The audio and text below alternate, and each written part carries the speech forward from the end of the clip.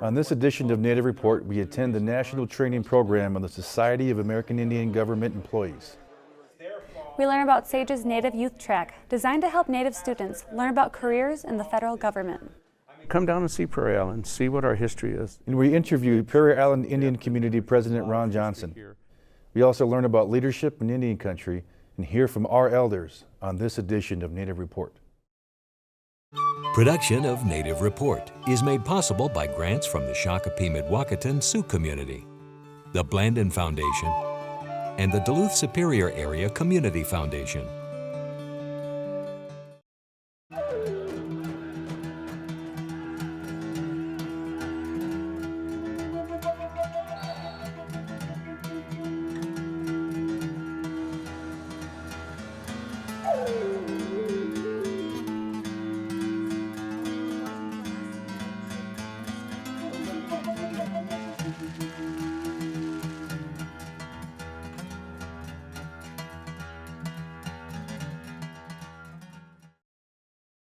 Welcome to Native Report. I'm Ernie Stevens.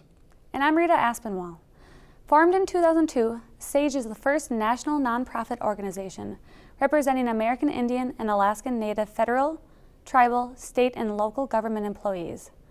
SAIGE hosts a week-long national training program that focuses on professional development and leadership.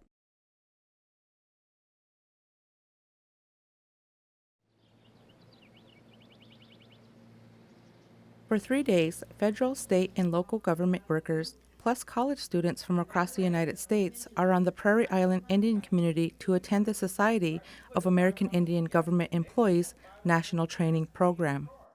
Our first training conference was in Fort Lauderdale, and it was only 75 people that came, very small group. And the next year was 150, and then it continued to grow.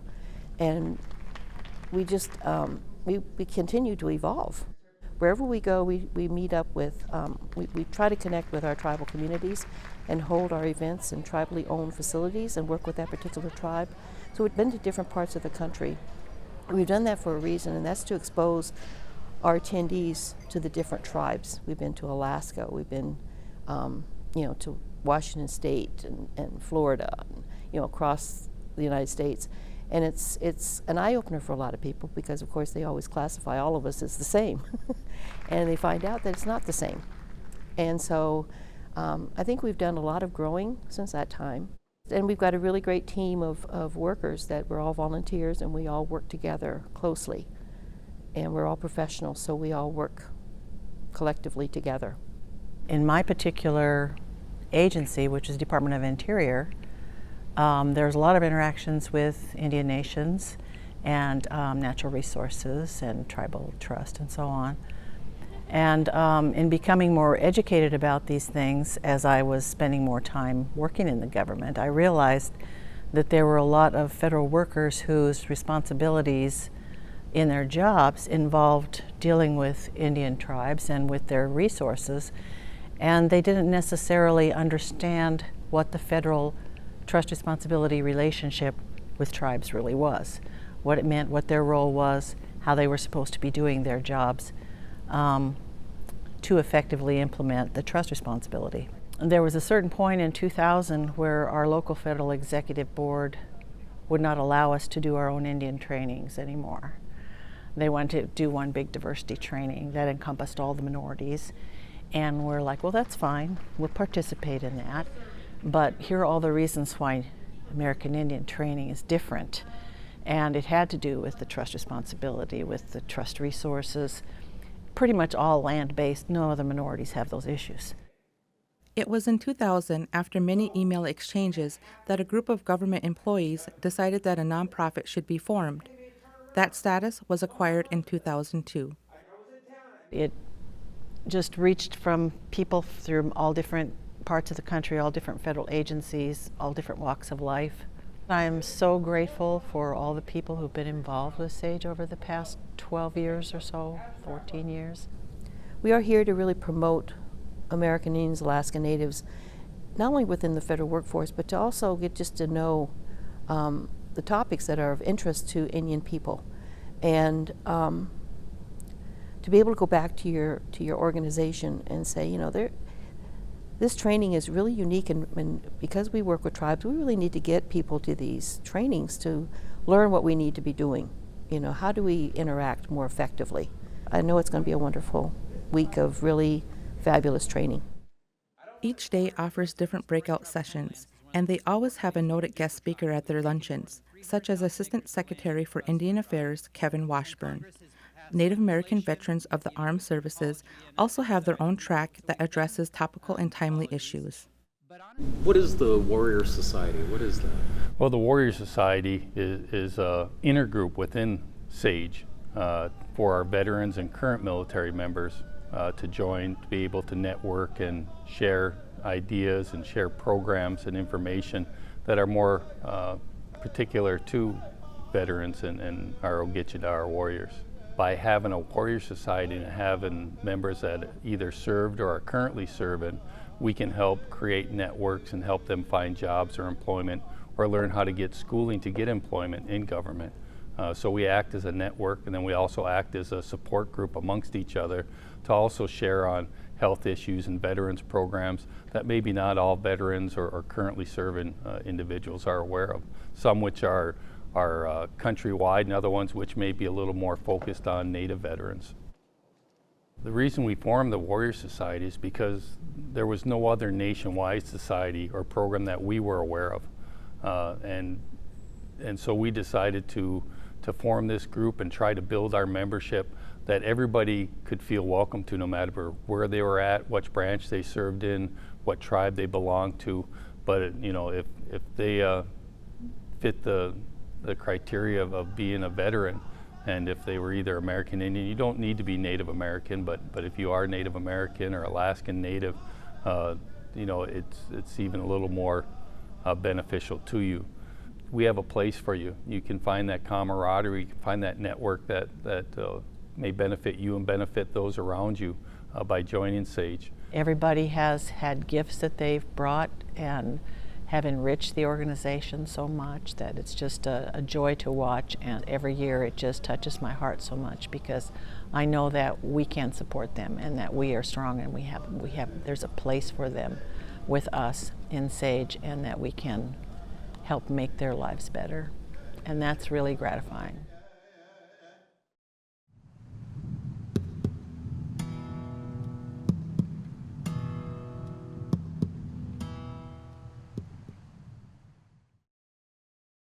As a clan mother, I try to be kind. I try to help others learn. I try to be open and approachable. And I also, you know, come from history and influence from those colonizations that everyone else has gone through, and also from hurts and things I've had to heal from. So certainly I've had to deal with that within my own self. So the job really makes you grow and heal as you come along and meet up with your own what is it?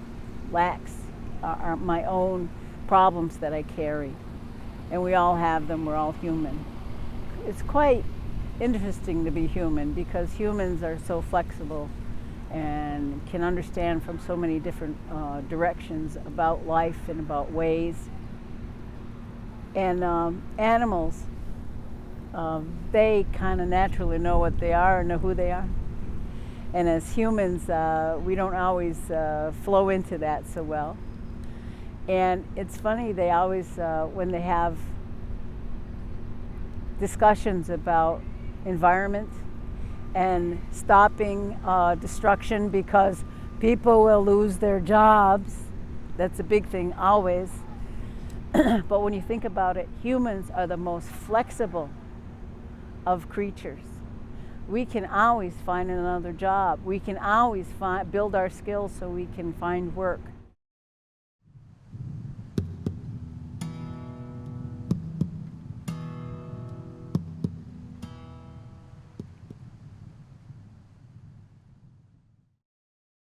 Each year, as a part of their national training program, SAIGE sponsors a Native youth track designed to provide Native American students with an opportunity to learn about careers in the federal government and the positive role Native employees can play and helping agencies better fulfill their federal trust responsibility and honor the unique federal-tribal relationship.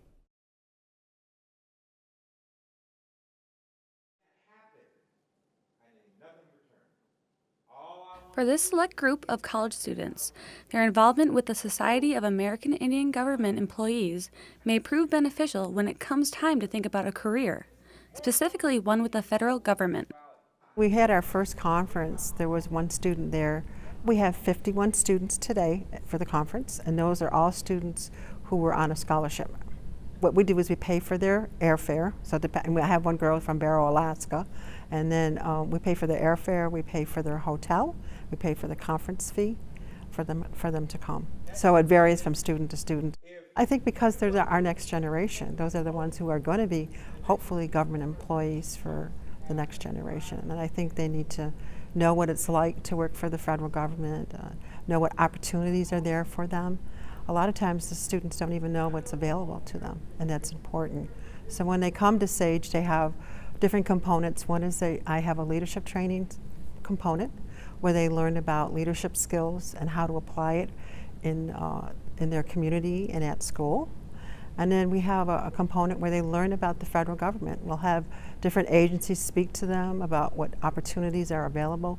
Or maybe they don't even know with whatever major they're in that maybe there is a job for them in the federal government. The conference offers students the opportunity to explore careers within the federal government. It is also an opportunity to learn about other Native nations and possibly a bit about themselves. One of the seminars was that we got together and we were to discuss our issues on our reservations. And come to my surprise, a bunch of our Native American people have the same issues, same issues that we have on Navajo. And it really surprised me. And there's so many different issues on our reservation, so big, but as this young man, we could do something, or young people, we could do something at the grassroots levels to start, you know. So I decided from Saley, Arizona, all the way to Kayenta, my hometown where I grew up, I decided I was going to pick up trash, and I was going to go through Chinle and all these main towns because that's kind of where I hitchhiked through.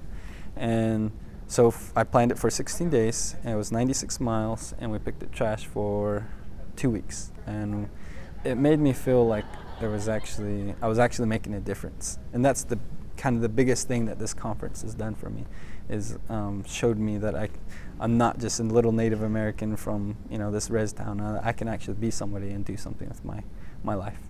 My first time here, I was very apprehensive. I was kind of scared. I was very shy. I kind of sat in the back and just observed what went on. And then probably about 2 days later, I was up doing everything with everybody else. I was mingling with a lot of the members of SAIGE, and it's just, you just gotta get out there. And you never know unless you try. These members give you so much, motivation to want to keep going forward. And you meet a lot of younger kids that are young, that it's their first year here. And you're giving them that motivation, and they're giving you the same thing back.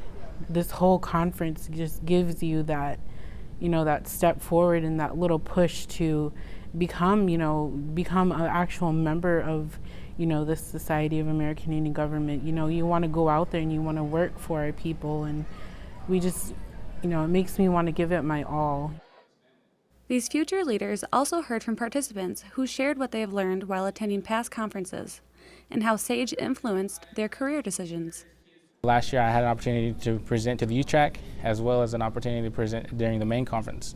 And then this year I was able to work with the youth track as well. So my understanding, the way that SAIGE is built was, or for the youth track, it was to get some of our kids involved in order for them to talk to them to get them involved in some of the degree programs that they need to be in for now, so that way they're ready whenever they do graduate to go into some of these jobs that will be open. Because a lot of our people that have been in some of the higher ups, they're beginning to retire. So we need more people to be involved. I really owe a lot to SAIGE. I feel like it really kind of helped shape me. And I would really just encourage anyone to just to be able to take advantage of every opportunity. If not here, there's other programs out there. But if you get a chance to be able to be a part of SAIGE. What I hope is that they have the confidence, first of all, to know that they can accomplish their goals. And sometimes that confidence just comes from a speaker, it may come from myself, it may come from another government employee. They're at the point in their life and thinking, am I really able to do this? Am I able to do my career? Am I able to do the goals? I can even see the students who have accomplished their goals and are out there working right now and have come beyond what they expected they would be. And if you talk to some of those students, they say, that little conference I went to at SAIGE, that's just what I needed to get through. That's just the confidence that I needed to know, maybe I can do this. There's so many students I can go by and tell you the names and stuff who have accomplished so much, and they will tell you that SAIGE is that one conference that helped them, that they were able to apply what they've learned into their own personal life and into their community.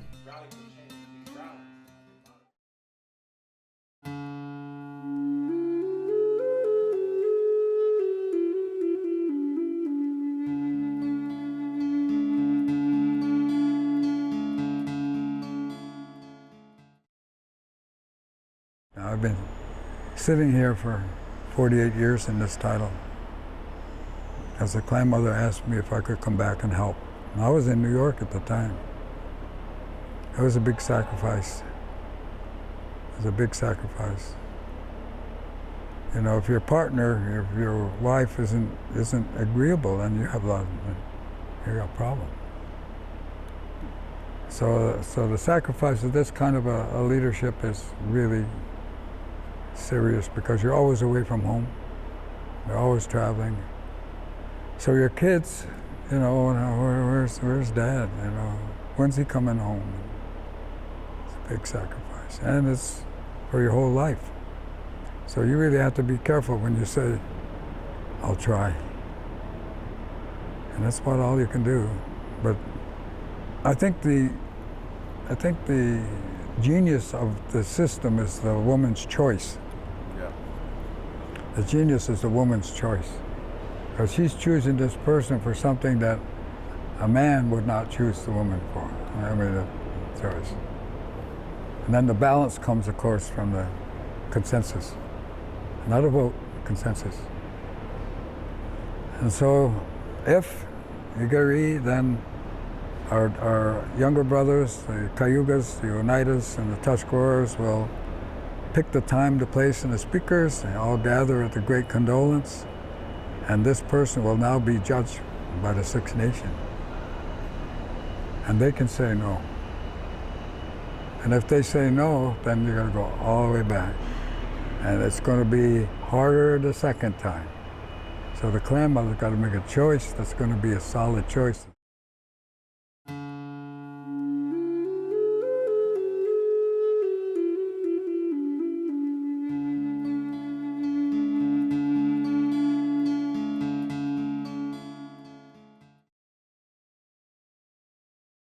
One band of the Mdewakanton Sioux have lived on Prairie Island for countless generations. Today, the Prairie Island Indian community is Goodhue County's largest employer and an important contributor to Minnesota's economy. We sat down with Council President Ron Johnson to learn more. Again, we thank you for helping us with the program this morning. It is the opening session of the Society of American Indian Government Employees National Training Program, and President Ron Johnson of the Prairie Island Indian Community welcomes conference attendees. The reservation is located in southern Minnesota along the Mississippi River. We're about 960. More than half of that is young youth under 18. We're about, I'd say about maybe 460 or maybe 450 on the adults here. So we have a little boom in youth here, but it's great that we're seeing the tribal communities growing here. We're offering land assignments back. We did do a couple expansions up on the Upper Island. We have Dakota Circle and Mato Circle, which are almost full, and we're going to open up another development soon here that tribal members are coming back home, and that's a great thing to see here at Prairie Island. My parents brought me in this world. I was born here in Red Wing, but we ended up moving to Florida because he was educated under the BIA, and a lot of people don't understand that, is that if you're educated under the BIA, it's educate and relocate. So we had to move to Florida, and that was very tough to move from our home here. And we stayed there for about 23 years and then came back here home. So. Tribal elders have approached me and said, you know, we would like to see you run for tribal council and see if you can bring some of your knowledge. I have a marketing and management degree, and I came back and to serve to the community and also to give my commitment back to the community as they gave a commitment to me to be here today. It's been a roller coaster ride, but I mean, it's been a great one and it's been a learning experience. I've learned so much. I've sat NCAI, I was co-chair of the Homeland Security along with Robert Holden. He was a part of NCAI, and I would work with him. And I believe there's a chairwoman out of Arizona that was co-chair with me on Homeland Security issues there, and we move forward. Now today I deal with the nuclear issue with the tribe. As you see that there's XL NSP's nuclear power plant 600 yards from tribal lands here. So it is a concern to the tribe and make sure that everything is in place, and not only with the plant. I work with NRC's Region 3 and also with NRC's headquarters out of Rockville, Maryland. The storage of spent fuel rods at the Red Wing nuclear power plant is one issue President Johnson and the Tribal Council must deal with. Another is the issue of Indian gaming in the state. There's hurdles, and you get those hurdles, and there are multiple hurdles.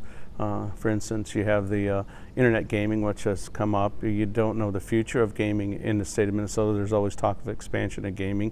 So, you know, it makes us stay on our toes to not only work with other tribes in the state here, but also work with the state legislators and the governor. You want to make sure that you protect that. I always say this, it's hard for tribes because we have a compact by the state, but the federal government has regulations over what we do as tribes through consultation and the NIGC and IGRA and all that. So I mean, in the state of Minnesota, we have to carry that with us, and I always say walk lightly with that and not upset any to where if an expansion of gaming does come, what does the future hold for tribes in this state of Minnesota here? So I think that the hardest thing is when you have turnover in the state legislators, there's new incumbents that come in there aren't educated on Native Americans, on what our culture and our customs are. So I think there's a barrier between cultural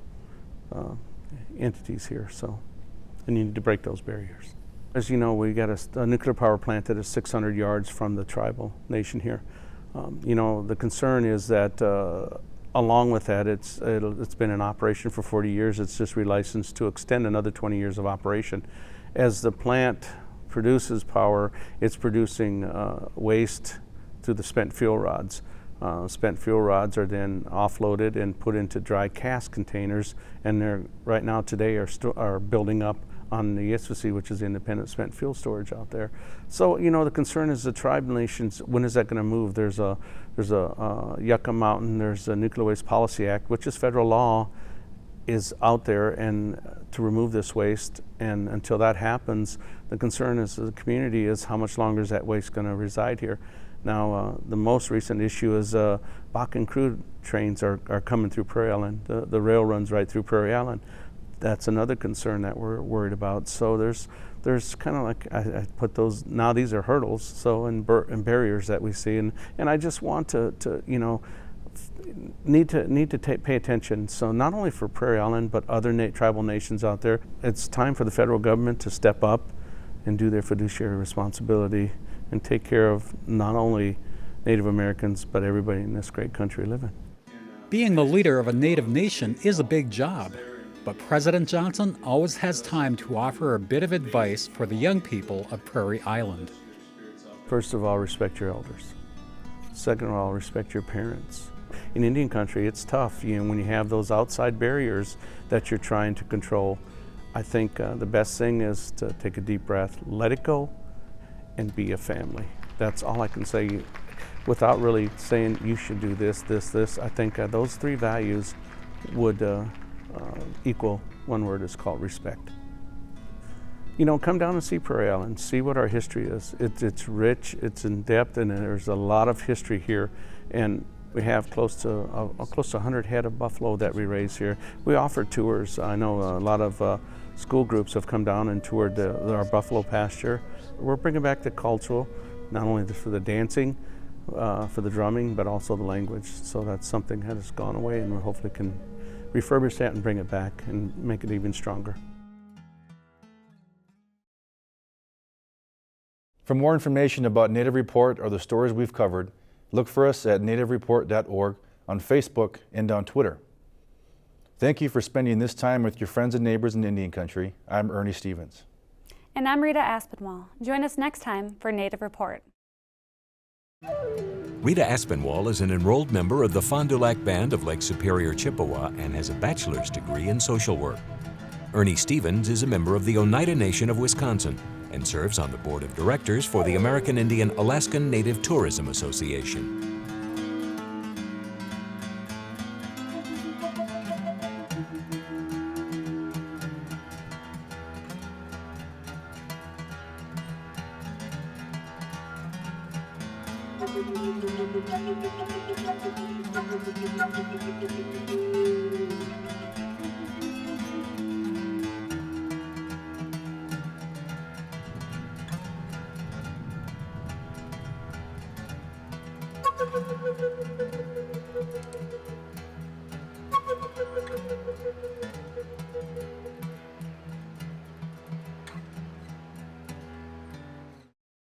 Production of Native Report is made possible by grants from the Shakopee-Mdewakanton Sioux community, the Blandin Foundation, and the Duluth Superior Area Community Foundation.